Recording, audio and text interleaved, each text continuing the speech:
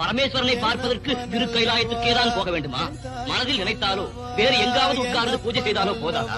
ஐயா, பசுவின் உடம்பில் இருக்கும் பாலை மடியை பிடித்து கறந்தால்தானே வருகிறது.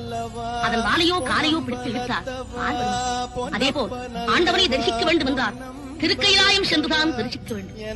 என் அப்பன் ஈசன் அமர்ந்திருக்கும் திருக்கைலாய மலையை கண்டுவிட்டேன். என் கண்பட்ட பெயரை அறிந்து விட்டேன். இனி கணப்புறுதல் சிகரத்தை அறிந்து என் அப்பனை தொழுது இந்த ஏழைக்கு அருள் செய்ய என்று வேண்டிக் கொள்கிறேன்.